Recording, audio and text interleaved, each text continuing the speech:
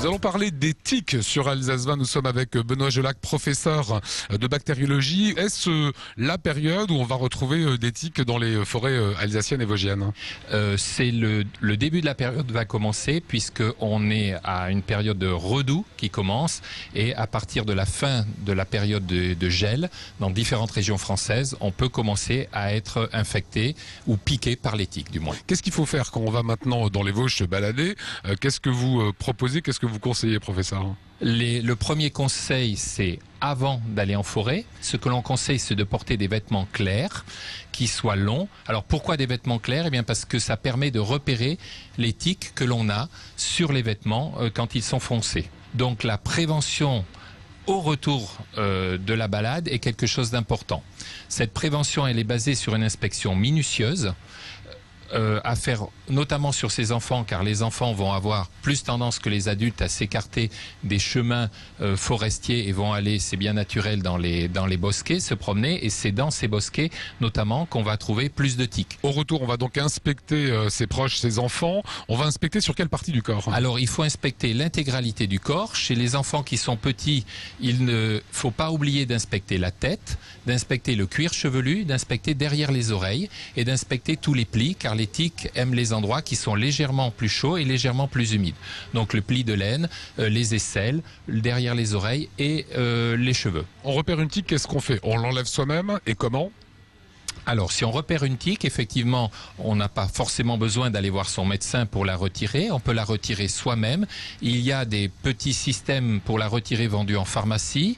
Les pharmaciens savent très bien conseiller sur la façon de les utiliser. Ou on peut utiliser une paire de pinces pour l'enlever. Ça doit être dans ce cas-là des pinces fines. Dans tous les cas, il faut attraper la tique à la racine, au plus près possible de la peau, de façon à ne pas risquer de la casser.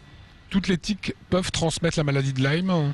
Toutes les tiques que nous avons dans notre région et sur la grande majorité du territoire français peuvent transmettre la maladie de Lyme, oui. Une tique a échappé à la surveillance de parents. Est-ce à dire que l'enfant, la personne qui aura cette tique, aura la maladie de Lyme en Alsace? Les recommandations sont de surveiller pendant 4 semaines l'endroit où la tique a piqué, à la recherche de l'apparition d'un signe, c'est-à-dire une plaque rouge d'au moins 5 cm de diamètre et qui va grandir progressivement et plus ou moins vite en fonction de l'espèce de Borrelia qui entraîne cette maladie. Il y a 5 à 10 000 personnes qui sont touchées chaque année. Parlez-nous des caractéristiques de cette maladie de Lyme.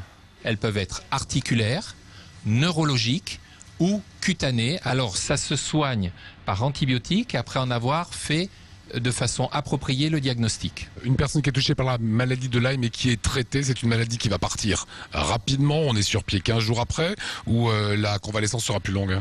Alors ça dépend du stade de la maladie.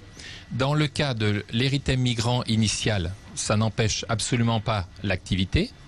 Dans le cas de manifestations articulaires, dès que l'articulation va avoir dégonflé, la personne retrouve une mobilité. Dans le cas de manifestations neurologiques, la récupération va être plus lente. Le traitement antibiotique sera fini avant que la récupération soit complète, parce qu'il y a eu une atteinte d'un nerf et il faut que le nerf récupère en quelque sorte. Dernier point, il n'y a pas de vaccin contre la maladie de Lyme? C'est un point important, il n'y a pas de vaccin contre la maladie de Lyme. Il existe un vaccin contre un autre micro-organisme transmis par les tiques, qui est un virus, le virus TBE. Il existe un vaccin, mais pour l'instant, la fréquence de cette maladie est suffisamment rare en France pour ne pas recommander de vacciner tout le monde. Cette vaccination est proposée par exemple aux professionnels de la forêt.